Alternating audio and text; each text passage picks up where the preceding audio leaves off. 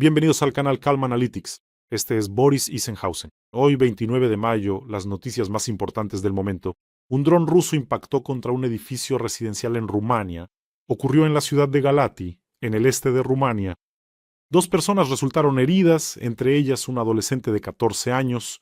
70 residentes fueron evacuados del edificio y el tráfico en la zona ha sido acordonado. Antes de la llegada de este dron, las Fuerzas Armadas de Ucrania informaron que un grupo de drones rusos se acercaba a la ciudad de Reni, en la región de Odesa. La distancia en línea recta entre Reni y Galati es de 20 kilómetros, y los artificieros rumanos ya informaron que la carga explosiva de este dron detonó completamente al impactar contra la casa. He revisado las estadísticas. Este ya es el 28º caso de violación del espacio aéreo de Rumanía por drones rusos. Pero es la primera vez que se produce un ataque contra una vivienda. Con cada ocasión, Rusia eleva cada vez más el nivel de sus ataques híbridos. Ahora, por supuesto, los rusos dirán que no fue intencional, que fue la guerra electrónica ucraniana o algo por el estilo, como dijeron, ¿recuerdan? Cuando 20 drones rusos llegaron a Polonia. Pero la cuestión no es lo que digan ahora. Rusia poco a poco va subiendo constantemente las apuestas, las aproximaciones de casas a las fronteras de la OTAN, la violación del espacio aéreo, los sabotajes en oficinas postales, los incidentes en el ferrocarril. Todo esto son partes de la guerra híbrida rusa. El daño a los cables submarinos en el mar Báltico, los ataques migratorios a través de Bielorrusia, el sobrevuelo de misiles y drones por el espacio aéreo de países de la OTAN solo por un momento. Y Rumanía forma parte de la Alianza del Atlántico Norte. Y ahora, los rusos ya han llegado a atacar edificios residenciales con drones. Cada nuevo incidente parece un poco más grave que el anterior, y de esta manera Rusia pone a prueba los límites de lo permitido. Ahora la OTAN convoca una reunión de emergencia. Si ahí termina todo, entonces se puede seguir avanzando. Y ahora, una tarea con un asterisco. ¿Qué opinan? ¿Creen que es casualidad que hayan coincidido varios de estos momentos? La escalada de amenazas por parte de Rusia, el intento de asustar a diplomáticos europeos y estadounidenses con ataques a Kiev, el ataque con dos Oreshnik, el intento de ataque con dos Oreshnik a Ucrania y el ataque a un edificio residencial en un país de la OTAN. ¿Es casualidad que todos estos eventos hayan coincidido así? Es absolutamente evidente que Rusia ahora ha subido un escalón más en la escalada, y el cortesano politólogo del Kremlin, Karaganov, existe tal persona. Él es el autor de la teoría de la escalera de la escalada. Todo esto es según su teoría. Y la pregunta principal, ¿cómo responderá la OTAN? Si de nuevo todo es así, bueno, sí, estamos preocupados, y así sucesivamente, el siguiente escalón, lamentablemente, ya será con víctimas mortales. Rusia, por cierto, no está probando ahora las líneas rojas. Muchos dicen que está probando si son rojas o no. Rusia está probando su ausencia. Y aquí, saben, sin ninguna burla hacia los países de la alianza, si ahora no se responde de la manera más dura posible, si no quieren golpear ustedes mismos, denle a Ucrania con qué golpear. Ucrania lo hará, créanme, golpeará a Rusia tan fuerte y hasta les dará las gracias. Las líneas rojas en general suponen que existen después de 28 violaciones del espacio aéreo, después de 20 drones en Polonia, después de restos en granjas rumanas antes de esto, y ahora después de una ojiva que detonó directamente en una casa. ¿De qué líneas estamos hablando? ¿Existen siquiera esas líneas? La OTAN no ha definido ninguna línea. Cada vez, lamentablemente, se encontraba una explicación de por qué precisamente ese incidente no requería una respuesta. No es que lo hagan a propósito, simplemente siempre encuentran una justificación para no responder con firmeza a Rusia. Por cierto, amigos, no olviden suscribirse a este canal. Aquí luchamos contra la propaganda de Putin. Hagámoslo juntos. Y les recuerdo un detalle importante. Quienes se suscriben al canal Spokojny Analytiki tendrán el cabello suave y sedoso. Y una excelente noticia. La Dirección Principal de Inteligencia de Ucrania informa: el corredor de los ocupantes Crimea, Donetsk, se acabó. Los tramos de la carretera entre Berdiansk, Melitopol y Dzhankoy, temporalmente ocupados, están bajo el control de fuego de los operadores de la inteligencia militar ucraniana. Cada día los drones ucranianos destruyen allí decenas de camiones militares, cisternas y todo tipo de chatarra de la técnica rusa. Veamos este video, es muy informativo. Повітряна тривога, лети до Таганрога, дістань до Волгограда, Саратов по труси, нехай гримить в Тамбові, Рязані та Ростові. Як до Москви дістанешся, то нахуй рознеси. Дехто каже, що це гріх і так не треба, гнів та розпач можуть карму зіпсувати. Бачу сльози, чути стогін аж до неба, за це все капи мають поздихать. Повітряна тривога, лети до Таганрога, влупи як слід Вороніж і Курском закоси. Una maravilla. El corredor terrestre hacia Crimea ya no existe, o mejor dicho, existe, pero atravesarlo es una verdadera ruleta rusa, y aquí es muy oportuno recordarles a los rusos que esto solo va a empeorar. Los problemas logísticos están aumentando. Sin combustible no se puede luchar, y están cortando la logística para el grupo del sur de los monstruos por todos los medios posibles. Y también les recuerdo que los rusos huyeron de Jersón precisamente cuando se dieron cuenta de que su logística podía ser cortada. Por eso los corresponsales militares Z organizaron una verdadera histeria. Hoy leí algo que fue simplemente miel para mis oídos. 150,000 personas, bueno, así los llaman ellos, pero en realidad son monstruos, basura biológica que vino a matar ucranianos. 150,000 personas corren el riesgo de quedarse sin suministros, escriben los corresponsales militares Z.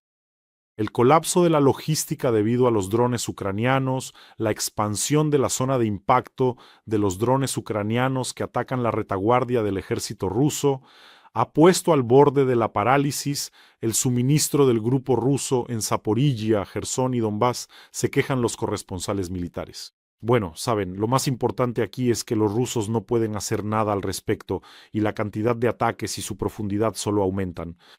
Simplemente, los rusos ahora observan cómo se vacían las carreteras, cómo arden sus camiones y cisternas de combustible. Observen, rusos, observen. Y hoy tenemos una colecta muy temática. Les recuerdo que en cada episodio tenemos una colecta importante para las fuerzas de defensa de Ucrania. Y hoy continuamos con una gran colecta para un vehículo destinado a la Unidad de Acciones Activas de la Dirección Principal de Inteligencia, GEUR, la Unidad Ferrata. La unidad se especializa en tareas complejas y de varios niveles. Y Ferrata son profesionales en el uso de drones tanto aéreos como marítimos. Los combatientes grabaron un video mensaje para ustedes. Por favor, miren.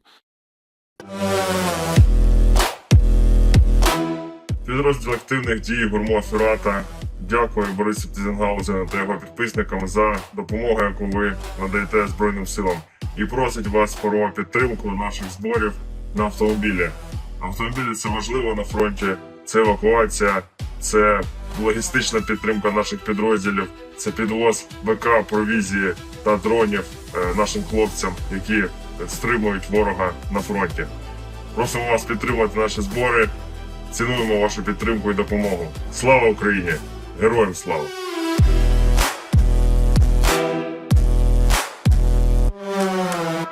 Ayudemos a los combatientes de la Unidad Ferrata, precisamente a aquellos que pronto cortarán a la agrupación sureña de los rusos de su logística. El enlace para donar está en la descripción de este video. Allí hay Mono y PayPal para quienes quieran ayudar desde el extranjero. Si estás viendo en otro canal, siempre hay un código QR que lleva a la recaudación. En cada emisión les doy las gracias enormes, amigos, por apoyar a Ucrania y ayudar a nuestros defensores. Juntos somos una gran fuerza. Muchísimas gracias. Y ahora una noticia sobre la terrible venganza de Putin. No sé si lo escuchan o no, pero Siegfried está roncando. Siegfried es mi maravilloso perro. Lo cierto es que Siegfried cumple hoy 9 años. Permítanme presentárselo. Probablemente ha estado fuera de escena por mucho tiempo. Un momento. Ambos. Ojojojo. Aquí está Siegfried, salúdalo. Ambos. Siegfried volvió a dormirse. En general, no sé si me gustaría tener esta habilidad. Simplemente se acuesta y al segundo ya está dormido. ¿Dónde se puede desarrollar una habilidad así? Noticias sobre la terrible venganza de Putin contra el primer ministro de Armenia, Pashinyan. Es decir, ahora esa venganza ya se ha formalizado completamente por el hecho de que Armenia eligió la orientación occidental. Rusia va a restringir la importación no solo de tomates, sino también de pepinos, pimientos, verduras de hoja y fresas a partir del 30 de mayo. Así lo informaron en el Servicio Federal de Supervisión Veterinaria y Fitosanitaria de Rusia. Toma, Pashinyan, esa es la venganza. El terrorista del tomate y abusador de fresas Putin, un tipo tan terrible, vil y ruin, sí, que simplemente no puede aceptar que, bueno, no quieren tener nada que ver con él, no porque Armenia, Moldavia o Azerbaiyán sean de alguna manera diferentes, sino simplemente porque él, Putin, está acabado. ¿Lo entienden? Eso es todo. Una explicación sencilla. Durante 25 años, Putin mantuvo a la región postsoviética enganchada con gas, mercados, pasaportes y simples amenazas. Uno tras otro, estos anzuelos se van quitando y resulta que detrás de ellos no hay absolutamente nada, solo el Roselhoznadzor y el resentimiento de Putin. Y Ucrania le mostró al mundo entero el verdadero rostro de Putin, como si se reflejara en un espejo. Cobarde, ruin, ladrón, mentiroso, un abuelo lleno de botox que intenta fabricar una gran victoria a partir del contenido de su propio maletín. Eso es todo lo que le queda a Putin ahora, leer con desgana esas frases trilladas de unas tarjetas con la mandíbula cayéndosele constantemente. Bueno, otra noticia relacionada con el tema. Letonia ha comenzado a instalar los llamados dientes de dragón en la frontera con Rusia. Bien hecho. ¿Y saben cómo interpretan estas acciones en Rusia y en general las acciones de otros vecinos? Que todo esto Letonia, Lituania, Estonia, Finlandia, todo lo hacen porque son tan agresivos y quieren atacar a Rusia. Rusia está sitiada, allí todos quieren atacar a Rusia. ¿Ven? Toda Europa se está armando, eso significa que quieren atacar. Europa ya no tiene otros problemas. Por supuesto, hay que atacar obligatoriamente a la Federación Rusa, salir de los Países Bajos, de sus propios países, de la soleada Italia, de la Riviera Francesa y conquistar la rusa Cisran para simplemente vivir allí. No lo permitiremos, no lo dejaremos, grita el desdentado habitante de las profundidades de Rusia. No entregaremos nuestra Cisran. Por cierto, sobre el vergonzoso foro en Kazajistán. Además de Putin, también llegó Lukashenko. Todo el Politburó de monstruos reunido. ¿Saben qué es lo más vergonzoso? Cuando estos dos viejos chiflados empiezan a hablar sobre inteligencia artificial. Putin ni siquiera usa Internet. Lukashenko vive en una especie de simulación soviética. Así que Lukashenko llegó a este foro en Kazajistán y empezó a hablar sobre inteligencia artificial. El zar de los clubes decía unas barbaridades tremendas, simplemente daba una definición. ¿Y saben qué dijo? No en vano, al principio de mi discurso di la definición de lo que es la informática. Así fue como empezó su intervención sobre inteligencia artificial. No es una broma, su discurso fue largo, lo pueden buscar y ver. Simplemente no quiero hacerles perder el tiempo aquí. Menos mal que Lukashenko no empezó a hablar también de cibernética o de tarjetas perforadas. En general, el discurso de Lukashenko parecía algo así como una charla en un banco frente al edificio, ya saben. ¿Y qué es eso de su inteligencia artificial? ¿Cómo va a reemplazar a las personas? El alma no se puede reemplazar. ¿Y cómo van a cosechar las papas esos robots suyos? Así es más o menos como se veía. Inventan la inteligencia artificial, pero en nuestros tiempos todo se hacía con estas manos en la fábrica, limpiaba los establos. Una vez más me convenzo de que los viejos que se aferran al poder con esos dedos amoratados no traen nada bueno al mundo. Hoy, drones ucranianos de largo alcance atacaron simultáneamente dos importantes instalaciones de la industria petrolera rusa, la estación de bombeo de petróleo Yaroslavl 3. Es la tercera vez en poco tiempo que golpean Yaroslavl 3. Uno de los nodos clave del oleoducto principal Surgut, Polotsk. A través de este nodo, el petróleo de Siberia va hacia los puertos bálticos de Ust-Luga y Primorsk, y también va hacia Bielorrusia, así que es un nodo importante, 800 kilómetros de la frontera con Ucrania, que no es nada para los drones ucranianos. Y hoy también se incendió el puerto de Temryuk en la región de Krasnodar. También es un elemento clave de la infraestructura de exportación de la Federación Rusa. Por él pasan productos petroleros, petroquímicos y diversas cargas para las rutas de exportación del sur. En general, los drones ucranianos están golpeando tan fuerte que hasta da miedo. Otra noticia que a primera vista parece común, pero que podría tener consecuencias muy serias para Rusia. El gran empresariado en Rusia ha recibido oficialmente el derecho de adquirir artillería antiaérea, ametralladoras y torretas para protegerse de los ataques de drones. Putin, por supuesto, es un charlatán absolutamente único. Él fue quien empezó la guerra, pero que el gran empresariado, por su cuenta, tenga la amabilidad de defenderse de los drones. Compren artillería, compren... Ah, pero para que la guerra continúe, ahora los rusos tienen que apretarse el cinturón, les subirán los impuestos. Es decir, la guerra la empezó él junto con un puñado de los mismos agentes de la KGB. No le preguntó absolutamente a nadie, ni al gran empresariado ni a los rusos. Pero cuando pasa algo, aunque sea lo más mínimo, tengan la amabilidad de pagar toda esta chapuza de Putin. Pero, saben, aquí hay también una segunda capa en toda esta historia con los grandes empresarios y las baterías antiaéreas. Permitir que los empresarios se armen no es solo una confesión de impotencia por parte de Putin, como diciendo, yo no puedo, el ejército está ocupado, háganlo ustedes mismos. Esto es la creación de un precedente. En Rusia, donde la posesión privada de armas está muy estrictamente limitada, surgen, en esencia, estructuras armadas no estatales con estatus oficial.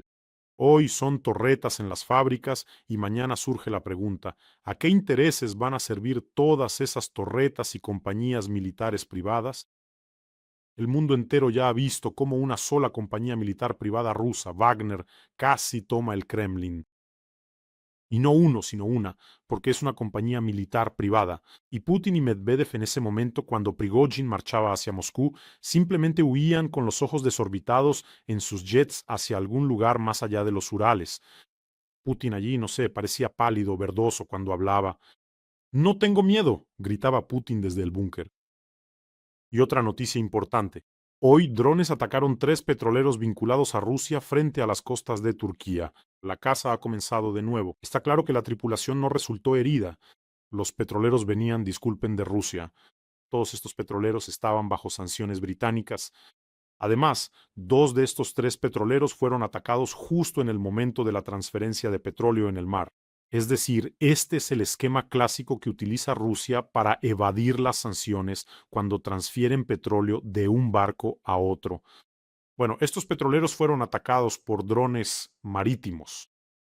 Me pregunto, cuando Putin atacó a Ucrania, cuando la flota del Mar Negro aún estaba en Crimea y el buque insignia, el crucero Moskva, aún no se había hundido y el cuartel general de la flota del Mar Negro en Sebastopol aún no había sido destruido por misiles.